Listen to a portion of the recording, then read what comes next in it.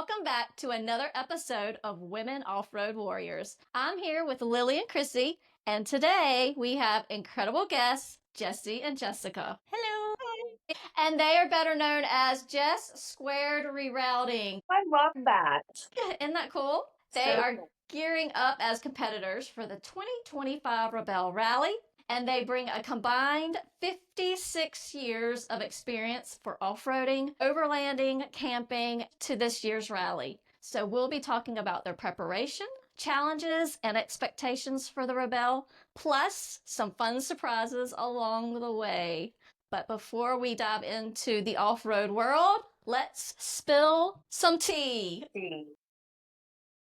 So what has everyone been up to all at once? No. I can never get this question right. Wait, we're going to start with Lily because Lily doesn't quite remember her day-to-day. I can never remember what I did like during the weekend, but I don't know. I'm serious. Okay, so I mostly stay home this weekend with my kids. So just feeding everybody. Hey, that's a challenge in itself. Yeah. To keep them all happy. It is. Anybody else? At Mopar Heaven. That's right. You were. You had a huge weekend. We did. Cool. But we'll be covering that tomorrow night. So yes, I'll keep all that under wraps. Nice. I'm excited to hear about all of that. So it looked like y'all had a lot of fun, as much as I could keep up.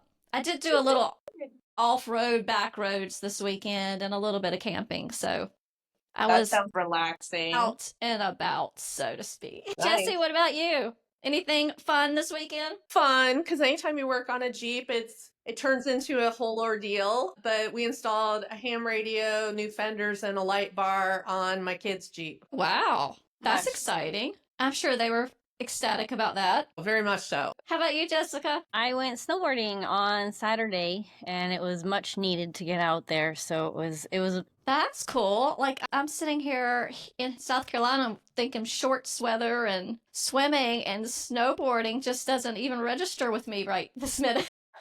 So you caught me off guard with that. That's pretty cool, though.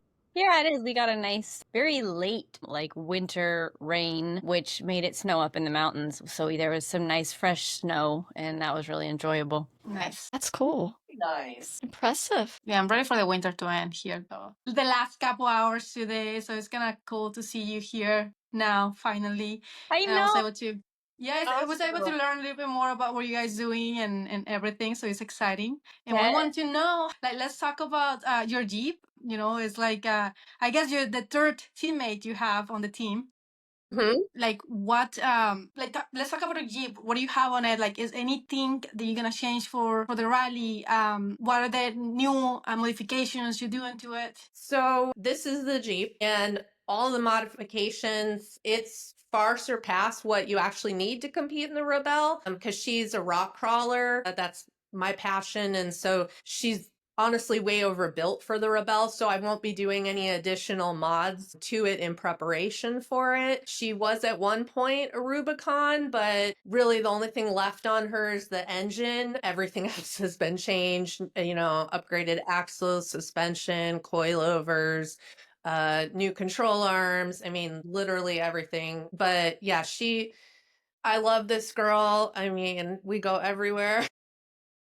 But yeah, there's really, unfortunately, no mods. I mean, because, this will be my third time competing. So the mods I put in for it were like the Terror Trip. So you can calculate by kilometers. But that I put in on the first race, and we'll still be using that one. But yeah, I mean, if you were going to compete, and I have to go down tire size because I run fees, and that's not allowed in the Rebelle. So I have to go down in tire size. So that will be one thing I'll be doing. But I do that every year when I compete. What size tires will you have to go down to? So the first year I competed, I was only allowed to run the biggest tire size they allowed was 35. In 2023, they started to allow 37s. So I'm going to go down to 37s, probably, depending on what I work out. Yeah, more than likely I'll be running 37s instead of my 40s that I love. Nice. I have a JLU like you, Rubicon, 2018, and I'm on 37, so I guess I just barely make it in there to the Rebelle. So, but I haven't maxed mine quite out like you have. Sounds like you got some really cool things on it. So I love that. Yeah, it Thanks. does. I'm a huge fan of the 40 plus tires. I don't know. I think that I'd be kind of sad if I had to take mine off to do that run. I'm like, Yeah. It looks very disproportionate when you go down to such a small tire compared to what you're used to. yes, definitely. Definitely, definitely. Well, we know that every off-roader has a story. What is yours? What made you decide to get into this? What fueled this passion for you? Was there a defining moment? I can go first, Jesse, if you want. So I always since a young age, have liked doing competitive things and trying to challenge myself and push myself to do difficult things. And the Rebelle came up. This is our 10th year of doing it. And so in the last 10 years, I had kind of kept an eye out for it, and it became a very popular thing for women, obviously, because it's only for women. And I liked the challenge of it. And then in 2023 was my first year, and my teammate, a different teammate, and I competed, and she was ready. She had signed up. I didn't know if I was going to be able to do it until the end of April, and that's when I had signed up to do it with her. And they do it each year in October. So that was only 6 months for us to really prepare. And she was in Northern California, and I was in Southern California. So we teamed up and competed in 2023, and we got 4th place for rookies. And it was a really big challenge, probably one of the harder challenges, especially with like the endurance and the length of it and the distance and the kind of mental pressure and stress that it can put on you too. But it was definitely worth it. And now I'm back again, and Jesse's back again, and we're teaming up.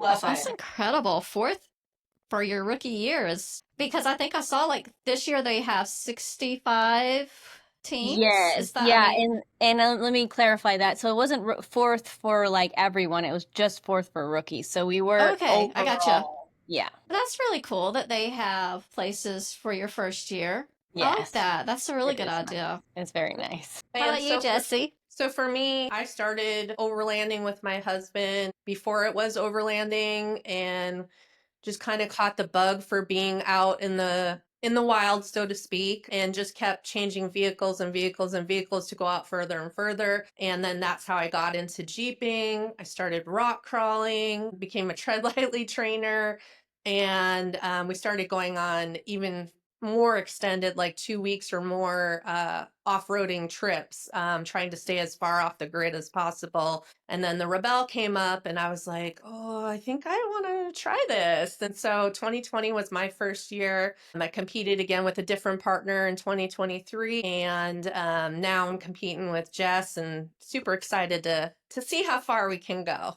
I loved that question of, was like there a specific moment when you knew this was your passion? I don't think I've been asked that before, which is really kind of a cool thing to think about. Like, at what point did I know I wanted to do like off-roading and be involved with getting out there? And I would say that probably when I first started driving my dad's Jeep before I got my license. And like, as a kid, like whoever lets you start driving out there is like, this is the coolest thing ever. And I love this. And it's just like a dirt road. It's not even like anything that crazy. It's just a dirt road.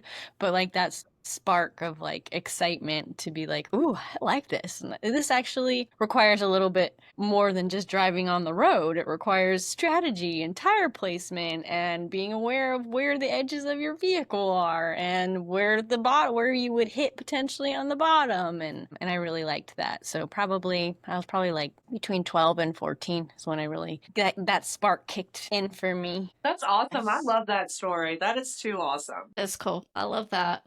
Yeah. So I know that you guys have tackled the most amazing terrains, but if you had to pick just one, what's your absolute favorite place to wheel? Good question. It's a For hard me, one. it's absolutely the desert, because I like being on the big rocks. So for me, it's desert. I've never wheeled in the desert, so South Carolina, we have mud, a little bit of rocks. We don't have the desert, but that's a dream for sure. You'll have to come out. Any and we'll tips wheel. for wheeling in the desert? I mean, a lot of finesse goes a long way. Obviously, tire placement is key. And I think not being afraid to be out of your comfort zone, because there's a lot of, when you get into the more extreme rock crawling, there's a lot of moments where you really can put yourself in some dangerous situations, and it's being able to overcome your personal fears or fear of tipping, fear of falling, fear of going off the side of the cliff, to that really propels you forward. For me, I guess being an adrenaline junkie, like the more I do it, the more extreme trails I want to do. Makes sense for sure. Yeah. How And about you, Jessica? I would say I love the mountain views. Desert's fun. I do like the desert, but even, I guess to be honest though, Moab would kind of be considered desert. And I love all of the terrain around Moab. That's just gorgeous. But I also really love Colorado's mountains and the views that you can see from way, way up high, and the distance you can see, and the green, and the trees, and the meadows, and the gorgeous flowers. And I would say probably up in the mountains of Colorado is probably one of my favorite places to have off-roaded. That's a bucket list for me. A bucket list, because I've seen people who have, and the scenery looks just so phenomenal. I'm a mountain lover too, so I get that 100%. Yes, yep, it's a good bucket list one. It's on there. It's on there. So I have a bunch of questions for you girls. We want to know what's behind the scenes of the rally. There's a lot of people that they're not familiar with what you're doing. So first of all, what exactly is a Rebelle Rally? Yeah, I can jump in on that one, Jessi. The Rebelle Rally is the longest off-road competitive rally in the United States, and it just so happens to be for women only. It covers about 2,500 kilometers of distance. It's a total of, they actually, on their website now it says it's 11 days, with, I think, them tacking on, I think it's pre-tech is now officially required, right, Jessi? Yeah, Right. so it's 11 days total and 8 days of the actual competition. From the time you wake up to the time you're going to sleep is all go, go, go competition. And the way you gain points to get different placements is through checkpoints. And there's 3 different levels of checkpoints. There's a black, a blue, and a green. The green is really obvious. There's usually a big green flag in the ground. You can always find it. Blue is a little bit harder. It might be just like a blue PVC pipe in the ground, or it might be a blue flag. And there may be some nearby each other. So you have to make sure you're going to the correct one. And then the black has nothing there. So you just have to make sure that you know you're in the right place when you push your like not GPS. What is it called? Your Jessi? tracker. Your tracker. Yeah. So the tracker will say exactly where you are when you push it. But each time you push it is when you would get your points. And at the beginning of the day, you would get your CP guide, your checkpoint guide, and you have a map. And then you would plot on that map each of the checkpoints and try to get to as many as you can throughout the day. There's an open time and a closed time for each checkpoint. And then also along there, you might have an enduro, which might be like an on time or an on route enduro. And that's based on doing some mathematical equations. Looks kind of like this. And you take different directions. Wow. And you have to base it off of speed and distance and time to make sure that you're at an exact point each one of these steps. So, did I miss That's anything? amazing. Wow. I didn't realize into this. Yeah. Yeah. About It's how many points are there a day that you have to get to?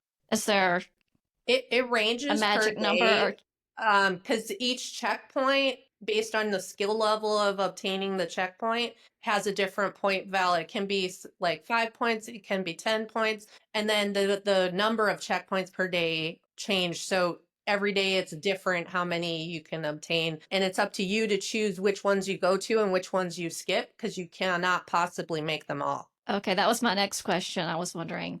yeah. Greens are required. Blues Okay. and blacks are optional. I mean, and this is based off of Jesse's 2020 and 2023 and my 2023, because who knows what this year is going to bring. They might throw a curveball, and some of the stuff we're saying might change this year, but we wouldn't know until the day of. Wow, that's Yeah. insane. So how did you girls meet? So we met in the 2023 Rebelle Rally. We both had different teammates, but we kind of saw each other and talked, and we met for coffee afterwards and decided to team up.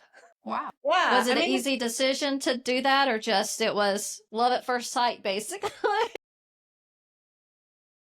No, it was not easy because my 2023 was really hard. My end of my 2023 was really hard and kind of ended with like a bitter taste in my mouth. Where I was like, I'm not doing this again. This is too much for me. I can't do this. So Jessi had to very like softly and like gently just kind of like, "Hey, let's just go get coffee," and not even like, do you want to do the rally again? Like it took months to really Right. talk about it and ask questions and dig deep. And any rally teammate will know that you have to really get deep on your questions when it's almost like an interview. It's an interview to know deeper questions. Is this somebody I want to work with? Because you're not just doing a day to day, oh, like, let's just go get coffee.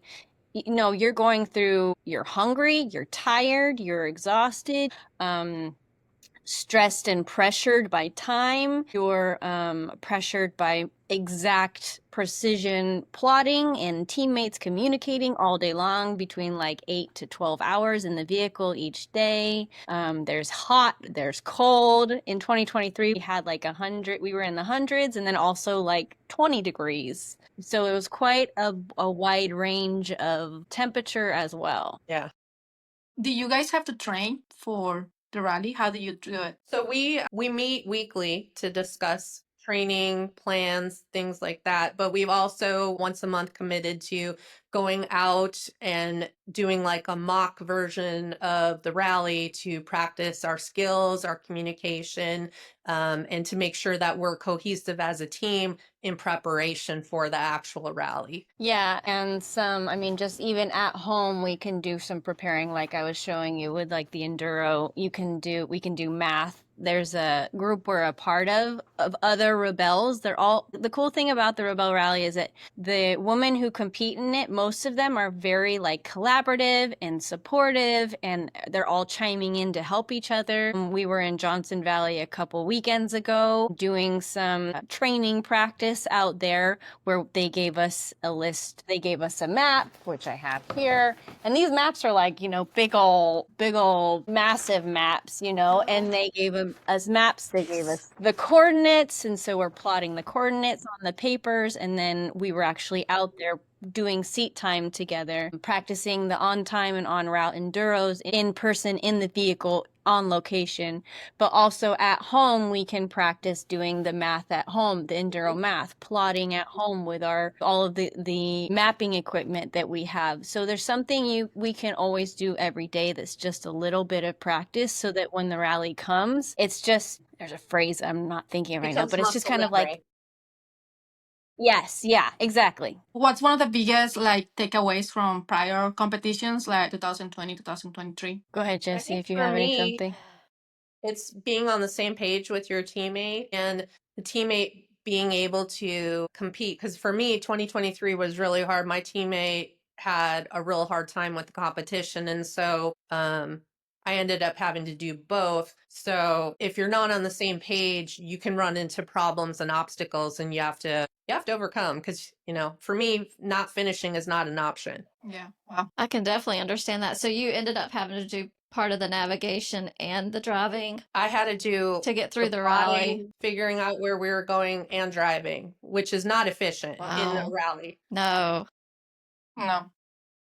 And At the end, I Jessica, feel like, sorry. yeah, Jessica, I know you said that it was your first year. You had like 6 months to prepare. Was navigating, plotting, all of that just something in your blood? Or did you really have to kind of just sit down for 6 months to be like, all right, I got to figure this out? Yeah, I have a strong sense of direction just naturally. And then growing up, when we would take motorhome trips across the country or Alaska or Mexico or really anywhere, my dad would, toss me a map and say, hey, find out where we are on the map. Tell me where we are. And even I was realizing during beginning driving, what are they called? Like the atlas, the maps. What were those maps called? The books. You're talking about, yes. I have one out in the garage. Yes. So anyways, like anytime I wanted to go anywhere, even as a young teen, my dad would say, "Okay, you got to get the map." Before MapQuest was even a thing, you need to tell me exactly the route you're going to take. And so I'd have to, tell him each of the roads I was going to take. And so looking at maps, and then very often my dad and we would go off-roading, and I would be the navigator. Actually, now coming to think of it, this is actually really fun. I would be the navigator for my dad. And this is literally just clicking for me right now. So this is really fun.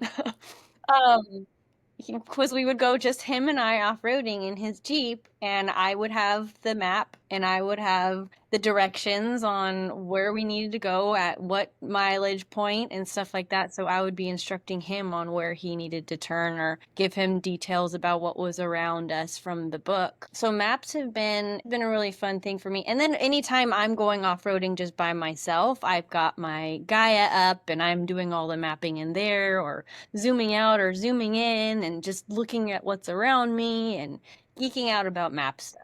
When it came to the actual plotting, I had not done that before, but it came very naturally to me and it was fun for me. It's really quite enjoyable for me to do that. I like numbers, I like precision, I like calculating things. And so that was really fun for me and kind of just came naturally and moved into it. And then really, we only got one practice together before the rally, so we shot into the rally with not much practice together, but we did really, really good. That's That is awesome. so cool. So, what's some of the favorite experience that you have from the rally? So for me, it's wheeling in all the different terrains. I like wheeling in the sand, the rocks, although there's not as extreme amount of that. And then, of course, going through, mountainous areas. So for me, the terrain is just fabulous like every day is a great day. That's awesome. Yeah, and I would say it kind of is interesting tying that almost to like the biggest challenge and like the favorite part of the Rebelle experience, tying those two together, because the biggest challenge for me is really my own mental challenge for myself of what am I saying to myself and believing in myself and not getting too hard down on myself. But I almost feel like that's kind of part of my favorite part of the experience as well, because that is such a challenge. And on the days that we do well, or I can catch myself starting to go downhill and can pick myself back up, that feels so good to be like, I believe in myself. I believe that I can do this. I believe that I can keep moving forward on this. And that's really what a big part of why Jessi and I love doing this is, because we want to show women like, you can do hard things. You can face these difficult things that scare you or that seem so challenging that you can't even get past it. But we're like, we're doing this, even though this is really hard. We're going to do this. And I think that's part of the Rebelle experience that is unlike anything else, because I mean, how many of us are, even when we're training or practicing, we can't really mock this up. We can't even pretend or try to make it something we can practice. It's the real thing is something unlike anything we've ever done. And so I think that's what's fun about it, is that it's so like well put together and so detailed, and you have to be strategic with your time and what you're doing with your mind and your body and eating and sleeping. And it's just very kind of calculated. And I think I like that a lot. That's good. Do you guys have any sponsors? What's the cause of the rally? You go ahead, Jessi. Yeah, that's kind of a big question, isn't it? So we're still looking for team sponsors. I have sponsors for my rig. We're still looking for team sponsors. We're doing a bunch of fundraisers to raise the funds, because the entrance fee is over $15,000. So like this weekend, we're hosting an event with a friend of mine at a beer company that he's part owner in, and called Tales and Trails. So we're focusing on our four-legged trail buddies that join us per adventure. And so we're bringing a little bit of fun, a little bit of beer and tacos, a little bit of fundraising, all into a nice event. That was Yeah. actually going to be our next question, as we wanted to really jump on and find out more about the Tales and Trails. Why is this so important to you guys outside of just the fundraising? We both have our own four-legged friends, and At least I know speaking for me, it's my four-legged buddy has been with me for 16 years, and she's going on 17 this year, and she's been on all my off-roading trips with me and backpacking and hiking and been all over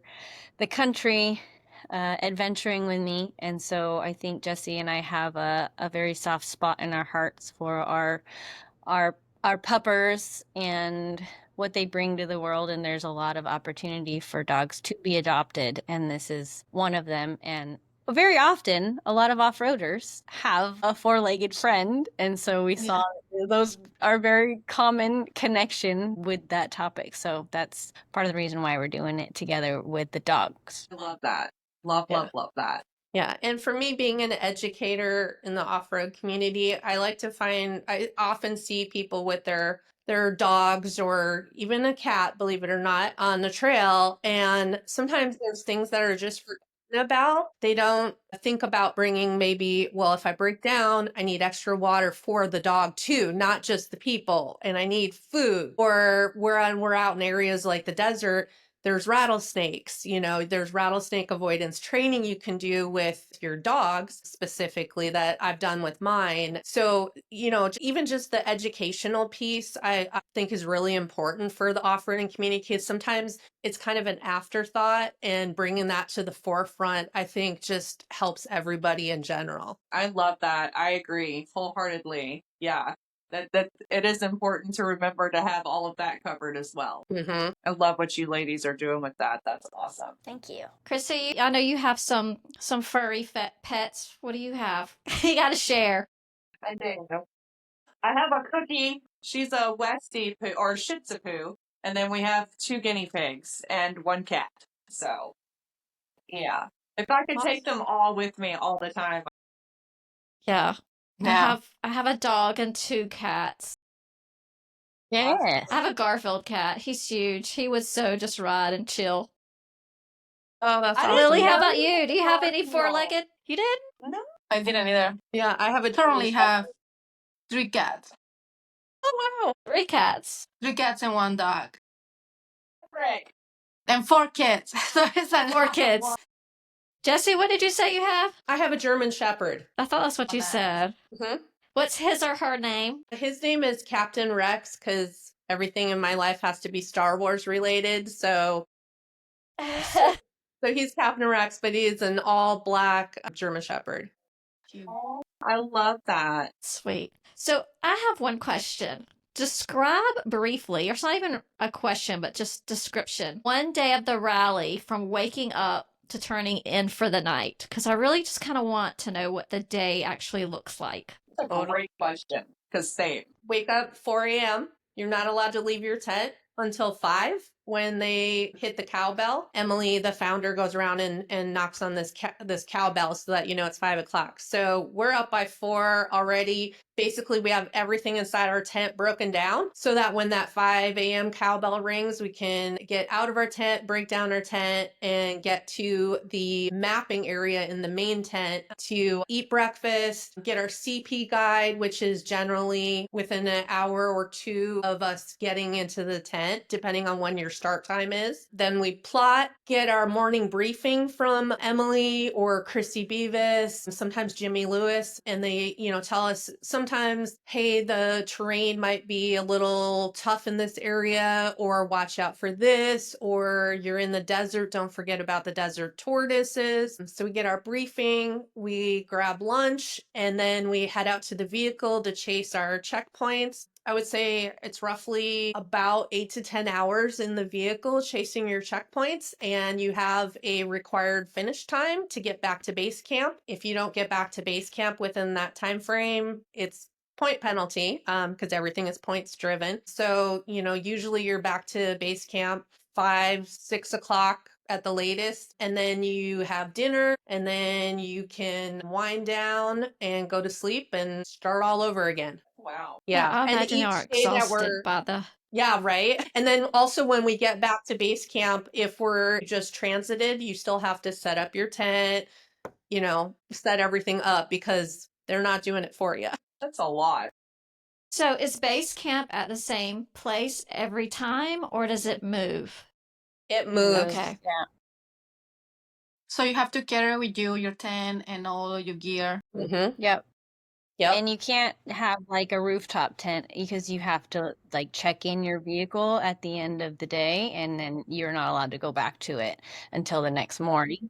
Why is that? So that you don't like I guess to tinker with it or to potentially do Yeah, if there's something to cheat. if there's something wrong with your vehicle, Interesting. you get a certain amount of time to work on it. If you need time past that, you have to go to mechanics. But yeah, they don't want you to camp out of your vehicle or have access to it except on the marathon days. Then you're allowed to camp out of it. Mhm. Okay, interesting. It's Yeah. interesting. Are you interested in kind of the communication when it comes to like the navigating Absolutely. stuff? Yes. So once we're in the car and we're going, then I will have my map board, which is actually this right here, and I'll have this in my lap, and I'll have the map on top of it, and then I will be telling Jessi, the Terra trip shows 2 different numbers, and it's all kilometers. The top number will show total, and the bottom number will show like the legs, like you reset it every once in a while. And so then what I do is I get the map out, and I'll say, okay, you're going to go in my ruler, and I'll say, you'll go 4 kilometers, and then we're going to come to a road here. I need you to stop there, or like we'll see this kind of terrain on the left, or this terrain here, or we're about to turn left here, there. And for the greens, like I said, those are really easy to find because there's this really big, obvious green checkpoint. But then like the blues and the blacks, those are much more difficult to find. And so that's where the precision comes in to make sure that you're getting the exact spot. Because if I'm looking at a map, so this is a map ruler that we would use, and based off of the boxes inside of like the lines, the lat long lines, then we would be able to get the coordinates like plotted on here.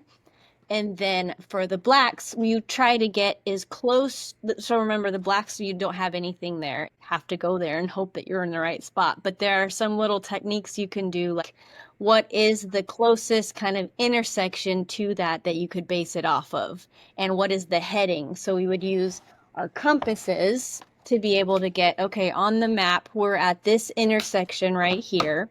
And I use my ruler and I say, okay, this checkpoint is 1.25 kilometers in this exact heading. So then Jessi gets out of the car, she'll get her compass, she'll look at the heading that she needs to go, and she'll look ahead and find something to keep her eye on to drive towards. We reset the Terra trip, so it's 0, and then she starts driving that direction. So then when we hit that number of 1.25 or whatever the number was, we stop. That's where we use the tracker and we push the button. And then it will tell us the coordinates there. And we can look at our CP guide that has like the distances on it, and based off of how far we are from that center, that's where we would get our points. So the blacks are like a bullseye. The center is like a certain amount of meters. Like for example, 25 meters is the circle, and that's where you get the most points. And then 25 meters outside of that, you may get like one less point. And then there's something called a wide miss, and then you get a penalty point.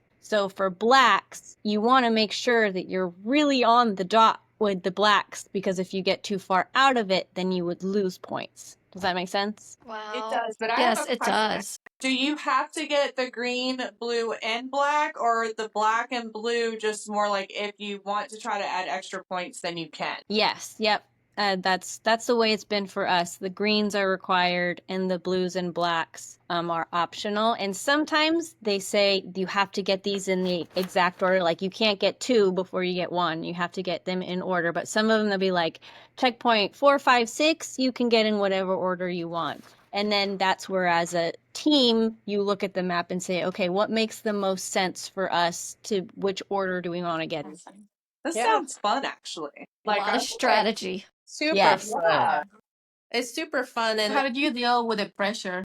for me, I don't look at it as pressure. I think it's more about team dynamics and team communication, because Like, you both have to be able to do each other's job. Like, I have to be able to navigate. She needs to be able to drive. And while you're driving, you're also navigating because you're like, okay, we're driving past this mountain with a saddle on the left, or, we're approaching this intersection. Are you seeing that on the map? And, monitoring the terror trip so that we're both on the same page consistently. But I personally don't feel it as like a lot of pressure.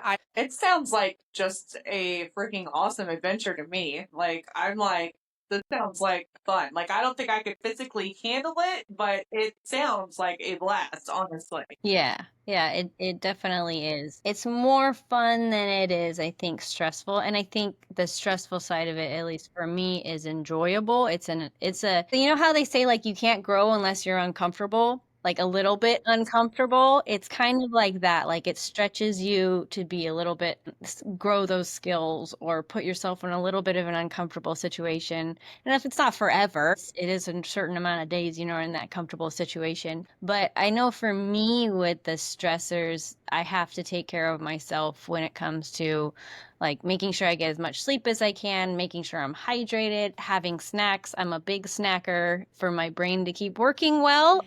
During the Johnson Valley, I didn't have breakfast and I was like, Jessi, I need something to eat. I need to get my snacks because my brain is starting to slow down. And as long as I got some food. And then also, we've been talking about some strategies that we want to do when it comes to if it gets to the point, like I will have some moments where I'm like, okay, I will go to the answer of saying, I don't know. If you keep asking me questions, I'll just keep saying, I don't know. And so I'm starting to share with Jessi, like, these are the points where it's like, maybe that's the point we say, hey, Jessica, I'm going to stop here for a second. You can get out. You can walk around for like a minute just to like take a deep breath, just cool off a little bit. Not that I'm going to go blow up, but it's kind of like my mind's starting to go a little bit too fast for me that I just need a little breather just to take a breath. And then I can get back in the car, get back in the Jeep, and then we can keep going. It's some of those stressful moments. And those are things, like I said, like the biggest challenge for me is the mental challenge, because I'll be pressuring myself so much to be like, I need to be moving. I need to be being precise. I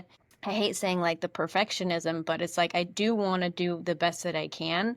And one of our goals is like to always like have open communication and like improvement each day. So I that's was something about to say, it sounds like you girls have, y'all make a really good team understanding what each of you needs and when you can tell the other person needs it. And that's really important. So I think that's great that y'all have that figured out together and you have like little codes and little like, okay, if you see this, then I need this. I think that's awesome that y'all can do that without making things personal or anything else like that. Like, that's really important. Yeah.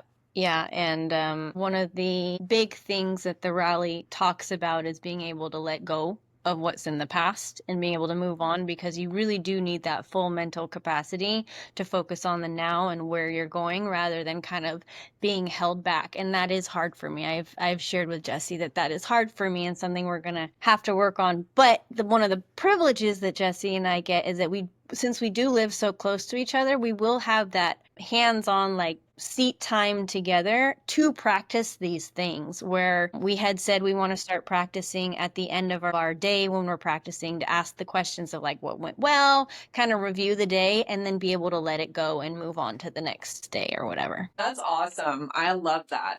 That's really good. Really, really good. Love it. April, are you going to do our game? I Our fun am, game? but I have one more question. Well, two more. Packing wise, you've got a lot of days. Everything has to go in the Jeep. How do you efficiently pack everything that you have to have? So for me, I have to not only pack my clothes, I have to pack all the tools that we'll need. And having a specialty Jeep, so to speak, there's a lot of tools and parts that most other Jeeps won't have. So I spend a lot of time going through my vehicle, making sure I have all the right tools, everything I need to fix the vehicle. The clothes side of it is easy because I don't know, pack like I'm going on a backpacking trip. Less is more kind of a thing. And then just snacks and I bring a ton of water bottles so I don't have to lug that big 5-gallon water reserve that we have to take out. Right. Yeah, but yeah, I mean, like I spend a lot of time packing and repacking before we go. Like we'll have a day where we're gonna, okay, bring all your gear and we're gonna practice packing it in the Jeep so we get it to the most efficient and quickest way to strap everything down, because I'm a big believer everything has to be strapped down in the Jeep just in Yes. just Yeah, Packing and is that a huge part of that for sure. Yes, yeah. just efficiently, and you're not, throwing stuff and being swarmed Mhm. by all the things that you have to bring along. Mhm. And I'm happy to help with it as much as I can, but Right. Jessie also knows her Jeep best when it comes to, and where we are, driver and navigator kind of a little bit more independently, but if needed, we need to swap, we'll do so. But when it comes down to like morning, Jessie and I have been talking about like we're not both sitting there at the map at the same time. Like there's other things that need to get done at the same time. So Jessie's, taking a look at the Jeep, making sure everything looks good. She's airing down tires, she's cleaning the windshield, she's packing everything up so that it's all stacked up. And so she will do a great job with kind of being in charge of the vehicle itself, especially since she knows it so well. And I'm not going to ever know it as well as Jessie does. So it's great that she has such knowledge of the vehicle that she does. And then like she was saying with like packing so lightly, I have done so much actual backpacking in the mountains and I don't want to carry all that stuff. So I have no problem, just very, very light stuff. And for me, going in a Jeep is like, wow, there's so much room. I don't have to carry all this stuff. And it's like so much I can Right? bring. And it feels like when I did the rally in 2023, I felt like I brought a lot, even though I really brought very little amount of stuff because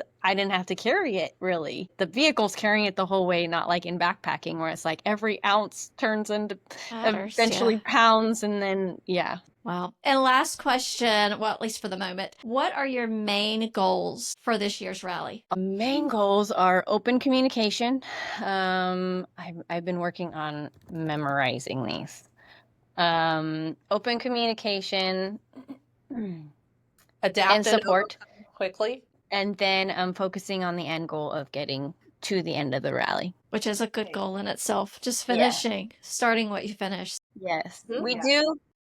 We do have a kind of like undercover one of wanting to do better than I did in 2023. So I placed in 19th, I think, overall. So Jessie and I are like, okay, we'd like to Beat that. beat that. That's cool. fair. That's How awesome. how many would you say out of say 65 do not finish? Are there a lot that don't? So there I are don't teams that haven't, like in 2023, there were 2 teams that didn't finish because of mechanical breakdown. And then so there are but yeah, most finish because that is the Okay. goal That's of kind the of what I rally was is to wondering. finish. Yeah.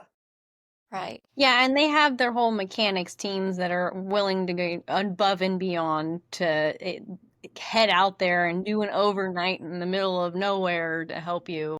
Yeah. Okay. Wow. So Good call. the rally in itself wants to see all the ladies finish. So that's good. That's good to know. That is good. But I think you also need to be as self-sufficient as possible. Like I would much rather fix it myself than have a mechanic fix it because that's a penalty. So the more you know about your Okay. vehicle, the better off you are. I need to fix it. That makes Mhm. sense. That's good to know. Okay. A little fun. Rebelle Rapid Fire questions. You ready? And everybody can answer these. So Lily and Christy too. All right. Favorite off-road snack? Gummy bear. Oranges. Good. I like the Bolt chews. Well, I've never had those. They're little energy chews. They're great. Okay, I'm gonna have to check that out. Jessica, did you pick one? Yeah, I said red vines. Oh, I missed that. I like red vines. Okay, Twizzlers. Twizzlers. Yeah, that's what I Yes, meant. Like anything Twizzlers. gummy candy. I actually had candy like that at the booth this weekend. I'll have to share it with you next time, April. I'll tell you what Yes, it for is. sure. That's my thing. Okay, GPS or compass? GPS. And I'm still gonna fail it, but GPS. Yes. For me, I think it's compass because I'm even now making maps to go lat and longitude even when I go out. That's awesome. I guess my brain is being a square and it's like, is it so that you are mapping out like the direction you're going or so you know how to get to a place. I guess that could, yeah. I don't know if you Yeah. just had a preference. I know, I'm sorry I'm making it too. No, I like it. I like it. I guess I like I like GPS because I have a lot more access to so many more maps Right. wherever I'm at, and I can really dig down into it and not have to look at a paper map. I can do a lot faster, quicker stuff with a GPS. That's fair. And the fact that you're a competitor in the Rebelle Rally and took a lot of time with that question says you're in the right place. Yeah. Chrissy, me, and Lily were like, GPS. And I'm still gonna mess it up because I have zero sense of direction, but I'm definitely gonna, yeah. There's no chance I'm making Yeah, it with Jessi and that. Jessica are like, yeah, no, let's think about this. There's a lot more to it. Okay, hardest terrain you've ever driven on. Say the mud, like the rocks, and when it's wet, when the mud, that's really hard for me, for any vehicle. But yeah, Deep water. That too. I like the deep water. I don't know. Jessi's Yeah. got them all covered because she's got the maxed out Jeep. So she's like, there is nothing hard for me. I like the sand dunes because I don't like having to go fast, and you kind of have to go fast or you bog have down. to. And I'm just not a fast girly, so it's like I don't enjoy having to do that. It's fun when you're going around and all of a sudden your back end starts to go like that. That's fun. Yeah, no, I'm good, thanks.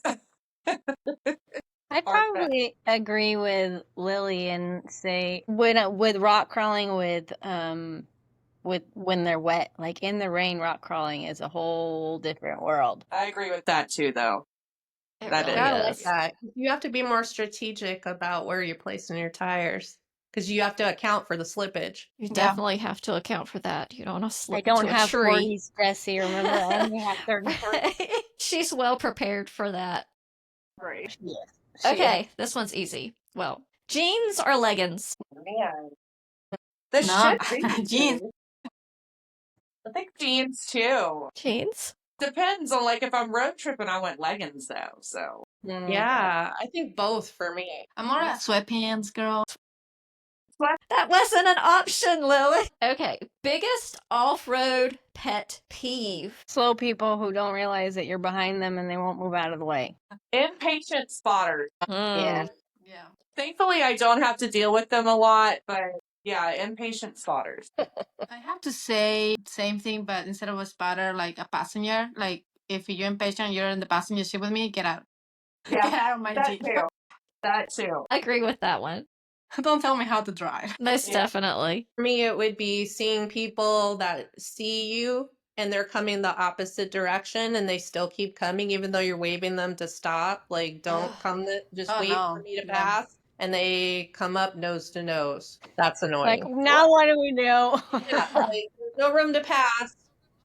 So the off-road navigation, obviously it plays a crucial role for the rally, but can you kind of walk us through your exact strategy for navigation during the rally? Maybe what tools you specifically use, techniques to keep you to stay on track, and how you handle pressure of navigating in such a demanding event. I think some of the strategy we do is try to keep it to as short a distance as possible. The longer the distance is from resetting the Terra trip, the more likely it will be inaccurate. So one of the things is we keep it to a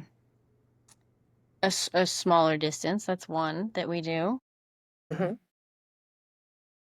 We like to keep things inside of the rig that help us not have to remember everything and memorize everything. Like we have a map box, like a map. We have Jessi and I have different ones, but like they have like our map. We keep everything organized the best that we can and always put it back in the same place. That really helps so that we're not losing track of tools. And then like I have my map, like all my tools are inside of here and keeping those things organized. I think And then on my map board, go ahead, Jessi, what? I was going to say carry redundant rulers because you are inevitably going to lose them. So you need to have like 5 good of tip. each one. I would definitely lose them. Especially in the That's Jeep. everything. Yeah, I lose everything. So yeah, I would need them as well. I might Yeah, need and more than 5. That's where I think that my organization does really help with like always putting it like even it was fun going to Johnson Valley because I was like, okay, I knew in 2023 I was in a 4Runner, so I knew where I put things and like I always put it back in the same spot. And like learning Jessi's door and like my pen and my pencil barely fit into it, but it's like it works. I can get it out and sliding it like in the same place. I think that's for me as a navigator is always putting things back where they should go so that things don't fall. I had the ruler fall out like onto the ground plenty of times, but I never lost a ruler thankfully in 2023. But yeah, staying organized is a huge thing. And I'm sure Jessi and I will, with the more seat time that we have, we'll get more tips and tricks of what's gonna be a good routine for both of us to make things like all those little things, all those little shortcuts of like put a pen here and Jessi's gonna have a pen here. And because even during the rally, like when we start getting to the blacks, I will hand Jessi a piece of paper and she will have a pen. I'll just say, start writing these numbers down. And I'll say 0.01, 0.1, 0.2, 0.03, and then she adds it all up. And that's because on a road isn't always perfectly straight. A road's going to have all these turns, and I can't measure turns with this all at once. So I would do one section to a turn, and then one section to another turn, one section to another turn, one section to another turn. So then Jessi adds it up, and I can say that's the distance that we're going. And then as soon as we hit that, that's where our black is. That's intense, ladies. Yeah. My goodness, that is Very a lot. intense. Mm-hmm. Yeah. My brain would be fried after that. I would need a vacation. I would definitely prefer to be the driver. Yes, same. Yeah, You but just tell me where to driver, go. you still Yeah. as the driver, you still have to navigate. You still have to check to make sure the plots are in the right spot. You have to take the headings. Ever gets a chance to drive? Sorry. They can, like, depending on the teams, you can swap, but Jessi and I have talked, and I prefer to be the navigator. I'd prefer to not drive. Okay, that makes I don't sense. like driving other people's rigs though, so I wouldn't be comfortable with it. I feel like I know mine so well. Like I had Tara's here one time and I just had to move hers out of my driveway. And Wow. it was a whole ass thing. And I'm like, this is insane. Like I don't like driving other people's rigs at all. So I kind of would understand that. Like I have to be really comfortable with a rig for me to want to drive it. Yeah, even though they're Jeeps, they'll feel very differently. Yeah. Very. Very See, I guess different. I drive so many other people's rigs during training that I'm totally good with it. Yeah. I mean, I don't want to be responsible for messing somebody else's stuff up. True.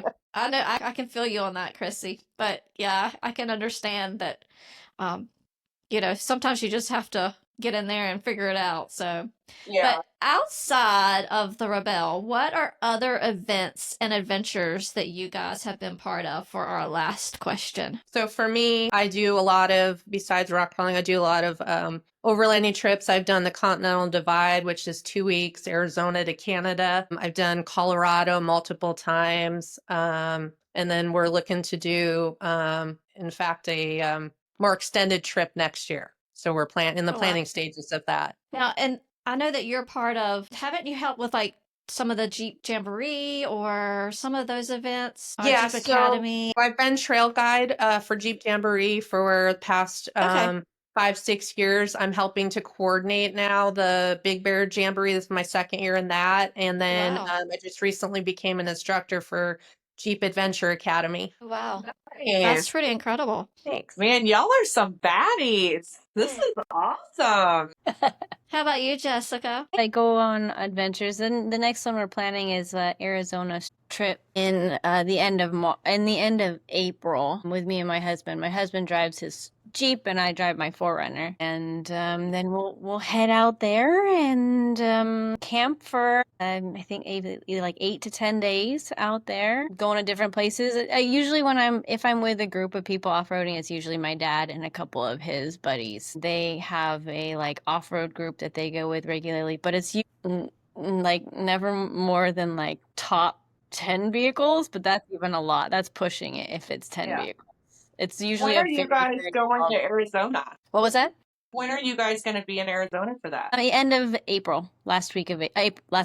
We have an adventure stop in Arizona later this year, and I was like, well, if y'all are going to be around. Yeah, Right, that's that would have been fun. good. Yeah, Yeah. we're Yeah, ours great. isn't until September though, so Yeah. maybe Yeah. that's fun. Yeah, it's a very, very remote part of Arizona where you have to bring all your own fuel and supplies because there's no resupplying along the route. So I'm looking forward to getting out and away. I blame you none. That sounds amazing. So, just to close us out, a huge thank you to Jessi and Jessica for sharing your amazing Rebelle Rally experience. Where can our listeners offer support and keep up with your off road? Yes, so we have a very built out website. It's JESS, the number 2, rerouting.com. And there you can find we have our crowdfunding campaign right now that has different package sizes with merch with like this hat and t-shirt and stickers and patches, all available for different packages. And the lowest package is $25. That goes to the end of April. So if anyone wants to support with the crowdfunding campaign on our website at just2rerouting.com, you can go there. Then April, when will this be going out? As soon as I can get it out. Okay, and that's totally I fine. do have a couple to push out before, That's unless I just go ahead and get this one pushed out. But if you want it out by a certain time, then I can do that. Nope, it's whatever works for you. Then I would say on our website we have our email that goes out. I try to do it weekly, but as you know, life catches up and sometimes Yes. things don't get out. But it's called our Rally Report emails, and we give updates there. And that's really the easiest way for people to stay connected with us. And then if anyone is on Instagram, my Instagram is pinkstarjess, and Jessie's is. I have arctrooper.jl and Myth the Storm Motorsports. There you go. Nice. Lily, glad to see you back. I was scared your phone died. Yeah. My phone died. Did So it this really? has never happened to me. Did it really die? Yeah, like it didn't let me know. Usually when your phone is about to die, it lets you know on the screen you have 10% left or 5% left, and it didn't do that this time. So How do I know you so well? I went, her phone totally died. maybe some problems. I don't know you. I don't know. So we're just kind of closing out, Lily. You want to tell us where they can find us to they follow can Women find us? Off-Road Warriors? Yeah. Oh yeah. Well, thank you, girls, for being here. We love having you, Jessi and Jessica. I kind of want to call you Jessi and Jess. And yeah, thank you so much for being here. And we're excited to hear everything about you and sharing your experience. And for the listeners, thank you for the support. You can follow us on Instagram, on YouTube, and we are on all the platforms. And I Thanks for second having Lily and us. April. This was a pleasure having you ladies on. I learned so much that I had no idea about, so thank you. For all of our listeners, join us next time. We will have Brooke Hawkins, Bad and Bougie, on, and we're going to be discussing her builds and all things Mopar Heaven from this past weekend. Excellent. And until next time, keep the rubber side down and the adventure alive. Bye, y'all. Bye. Bye. Thanks again. Thanks.